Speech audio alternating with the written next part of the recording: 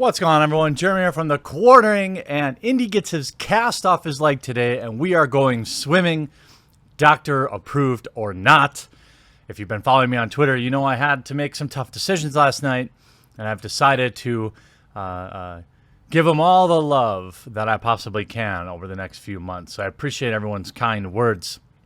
And before I get to work, or before I get to play, I've got work to do, and we're going to talk about Hollyweird and how Hollywood movies are tanking and why that might be. Why? Who out there could possibly guess why nobody's going to the movies? I'm not a big Hollywood titan, a big movie director, a games journo. I'm just a movie goer, and I don't know. Could it possibly be that Hollywood is completely out of ideas?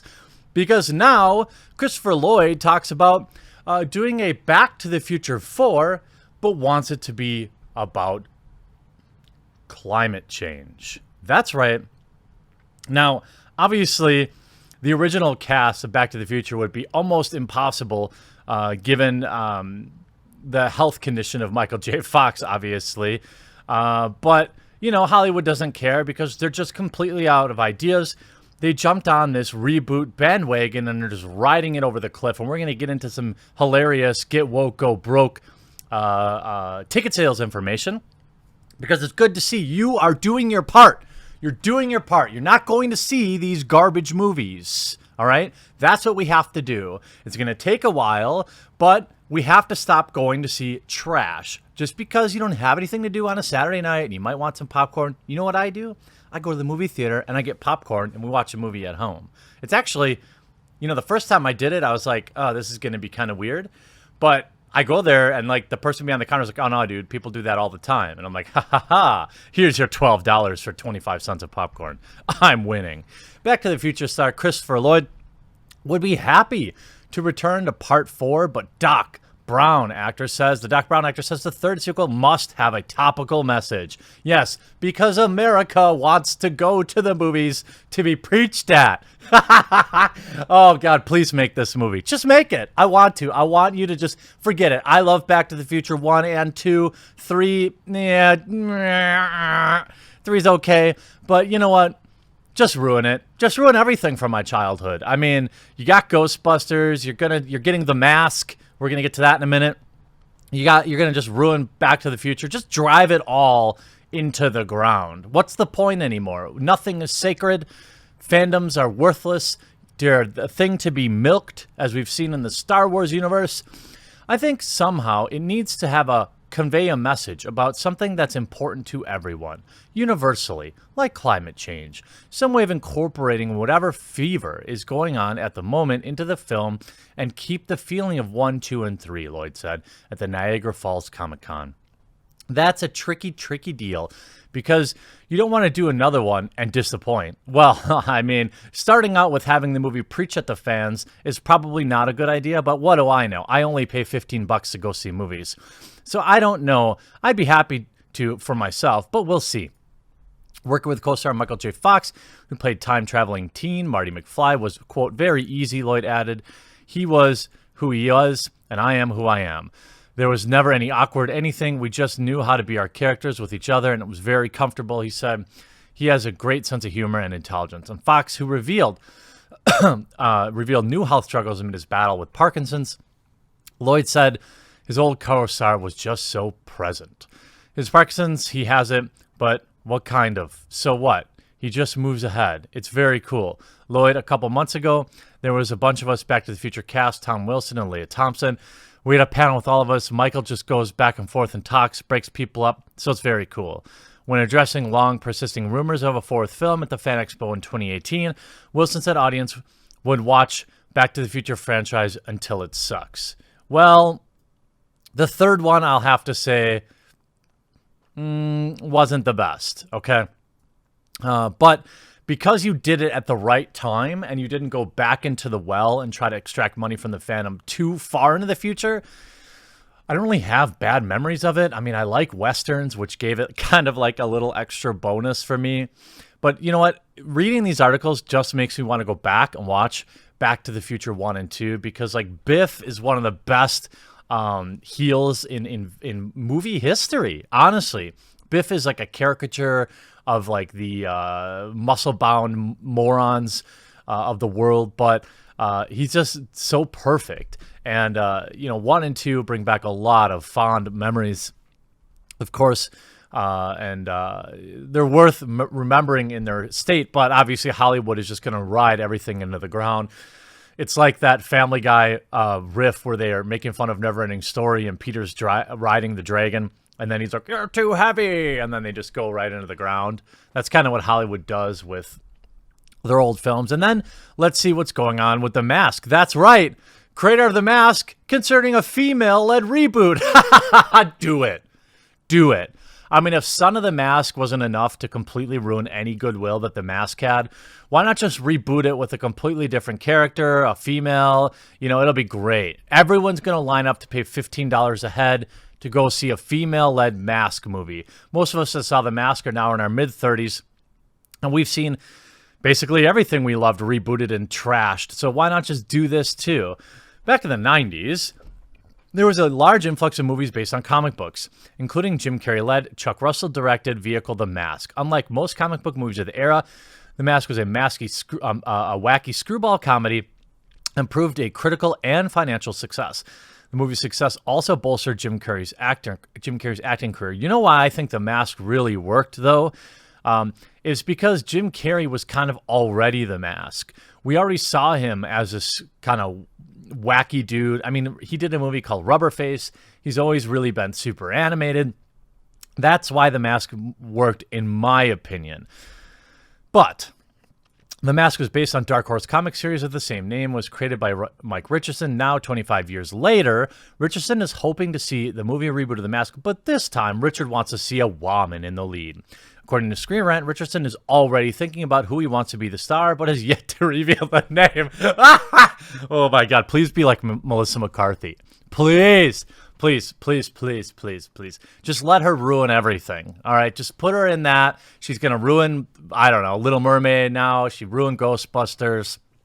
Let's put her in The Mask, too. That'll be great. Can you just imagine? Oh, my God. It would be an unending cringe overload. I mean, obviously, it would flop horrendously, just like we saw Men in Black International. And every reboot that we've seen this summer, America is sick of reboots. And those of us that love the franchises are sick of seeing them co-opted for reasons like this. It's like, hey, what about, you could just imagine this room full of Hollywood bigwigs saying like, ticket sales are down like 30% in indie films and 10% on U.S. domestic box office. What do we do? Let's give them more of the same crap that they're already not seeing. Now, before anyone starts complaining about changing the male character into a female one, please consider the fact that the titular mask has actually been worn by a woman in the comics. Remember that this is always like a go-to. And like sometimes there is lore for stuff, sometimes there isn't. But it's like Hollywood is completely unable to recognize what made movies great. All right. The original Men in Black was great because of the cast and the timing of it, right? You had Will Smith and I can't think of his partner's name. Why can't I think of it? Both at kind of the height of their career. Anything they touched was gold, so that helped. Same thing, with a lot of The Mask, Jim Carrey, very popular at the time. That it was kind of just that movie genre of the time. And it worked. But now we've all seen that song and dance before. And changing the main character to a woman isn't going to do anything. It's like Hollywood. They do, let's just do Ghostbusters because anyone will see that. But let's actually not make a good movie.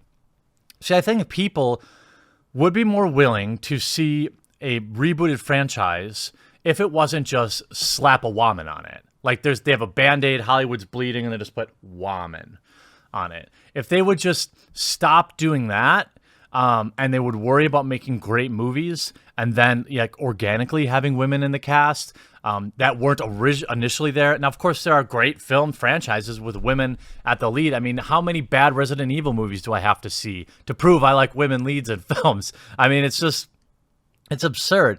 But that movie franchise was good because it was Mila, I think her name is. Mila Jovovich. Is that right? I can't remember. But she's always been in the Resident Evil films. And just like Jim Carrey was always in the Mask films, when you try to change that, it's like Hollywood's unable to recognize when a film is synonymous with its actors. Men in Black was Will Smith, and The Mask is obviously Jim Carrey. Ghostbusters was the original cast. I'm still holding out hope for the Ghostbusters remake, but I'm still on the fence if I'm going to go see it in the theater or not, because I really don't want to reward Hollywood for yet another remake. See, they'll remake this movie with a female lead, and everybody will hate it, and they'll say it's because woman, instead of, wow, because it was 25, the movie worked 25 years ago, and we've already seen that movie. People don't want to pay $15 to $20 to go to the movies to see the movie that they've already seen. We can just go watch The Mask at home. The fact that it'll be done by a woman won't make it worth my money. It just isn't. I'd rather go see a prawn parody of The Mask for $15 than see that. And I'm not alone. America agrees. Summer box office meltdown. Why the movie business is running scared. It isn't supposed to be like this. Heading into the new year, box office analysts were bullish on 2019, would beat or at least match a record-breaking success of last year. Follow-ups to The Avengers, Secret Life of Pets, Godzilla, combined with the reboots of storied franchises such as Men in Black and Shaft, would elevate ticket sales to new heights. Theater owners and studios executives predicted, alas, it was not to be. Sure, everyone showed up for Avengers Endgame, a bid goodbye to Iron Man, but many of the sequels sputtered out. But they're derivative, shoddily constructive, and poorly. They were derivative, shoddily constructed, and poorly reviewed. Hey, good. Hey, who's this? Rebecca Rubin. Good on you. Ticket sales are pacing 7% behind last year's popcorn season, according to ComScore, putting the whole year at nearly 10% below the same frame in 2018. When you put all your eggs in the sequel basket, this is what happens, said Jeff Bach, an analyst for Exhibitor Relations. Most of these movies felt like they came off to an assembly line. They're not diving deeper into the story. They're not upping the ante. They're not moving the needles as far as moviegoers are concerned. Yes, this author gets it. This author gets it. Much of the blame has been pinned on the franchise fatigue, age-old diagnosis that stems from audiences growing tired of movies with endless Roman numerals tacked on the end. But that's not entirely the case. People will show up for a franchise fair. Toy Story 4, which did $500 million. John Wick is the highest-grossing entry in the action series. And Spider-Man Far From Home is poised to dominate the July 4th box office. Moreover, sequels, reboots, and spin-offs soared at the box office last summer. Revenues for Infinity War, Incredibles 2, and Jurassic World Fallen Kingdom, which was awful too, set the stage for a new benchmark in North America. People don't hate sequels. They avoid bad movies. Yes, that's exactly it.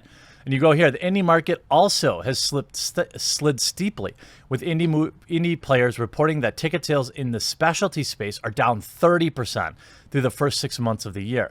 Movies like Mindy Kaling's comedy Late Night or Wild Rose may have been hits at film festivals, but they failed to convert buzz into butts in the seat when they opened the general public. That could turn around with the debut this week of Midsommar, which, by the way, was awful.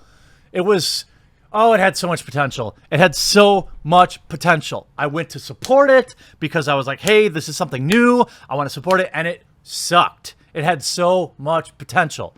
But I almost did a video ranting about that alone, but I don't like to ruin movies for people. Maybe somebody liked it, but wow, what a disappointing film. That's where I'm going to leave this video. Hollywood, get woke, go broke. This has been Jeremy for The Recording. I hope you enjoyed this video. We'll talk to you again real soon.